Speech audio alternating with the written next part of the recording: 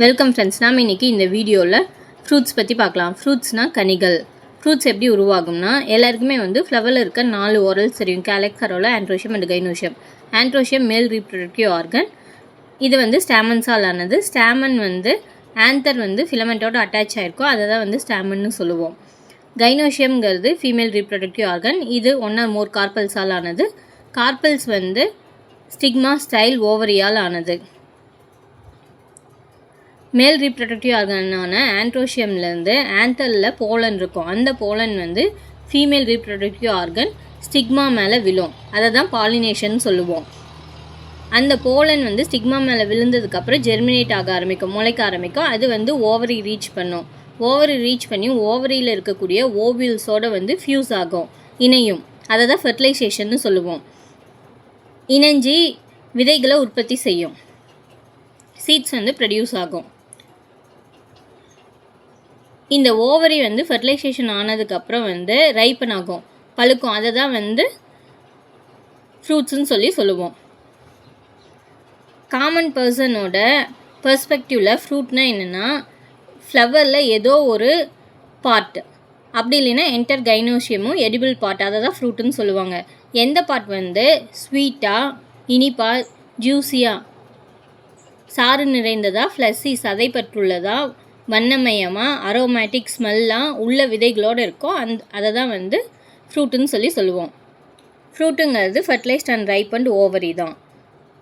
Horticulture, தோட்டக்கலையில் ஒரு subject இருக்குது, போமாலஜி. போமாலஜிங்கிறது எதை பற்றி படிக்கிறதுனா, ஃப்ரூட்ஸை பற்றியும் அதனுடைய வளர்ப்பு முறை பற்றியும் படிக்கிறது தான் போமாலஜி. ஸ்ட்ரக்சர் ஆஃப் ஃப்ரூட், கனியின் அமைப்பு. ஃப்ரூட்டில் ஃப்ரூட் வால் இருக்கும், பழத்தில் பழத்தோல் இருக்கும், அதை தான் பெரிகார்ப்புன்னு சொல்லுவோம். அந்த பழத்தோல் தான் வேறுபட்டு எபிகார்ப், மீசோகார்ப், எண்டோகார்ப்பாக மாறும். எபிகார்ப்புங்கிறது பழத்தோட வெளிப்புற தோல். மீசோகார்ப்புங்கிறது பழத்தோட நடுப்புற தோல். எண்டோகார்ப்புங்கிறது பழத்தோட உட்புற தோல். பழத்தோட உட்பகுதி விதைகளால் நிரம்பியிருக்கும்.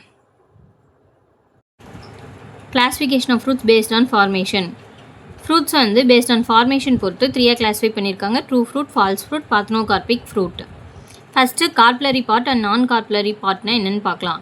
கார்ப்லரி பார்ட்டுங்கிறது கார்பல்ஸ் தான், ஸ்டிக்மா ஸ்டைல் ஓவரி. இது இந்த பார்ட் ஃப்ரூட்டாக மாறும்.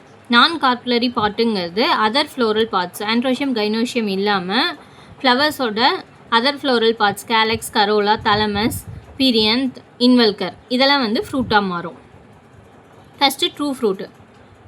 ட்ரூ ஃப்ரூட்டில் ஓவரி ஃப்ரூட்டாக டெவலப், பாலினேஷன், ஃபெர்டிலைசேஷன் நடந்ததுக்கப்புறம் ஓவரி ஃப்ரூட்டாக மாறும். Example tomato, mango.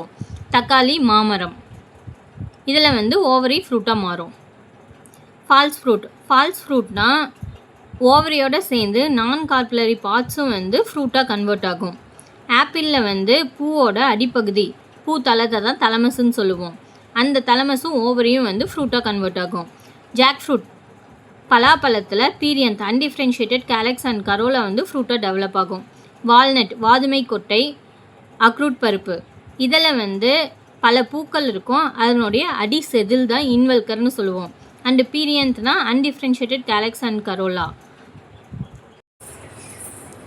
பூவிதழ்கள், இது ரெண்டும் ஃப்ரூட்டாக டெவலப் ஆகும். பார்த்னோகார்பிக் ஃப்ரூட்டு. இதை சீட்லெஸ் ஃப்ரூட்ஸ்னு சொல்லுவோம், விதைகள் அற்ற கனிகள்.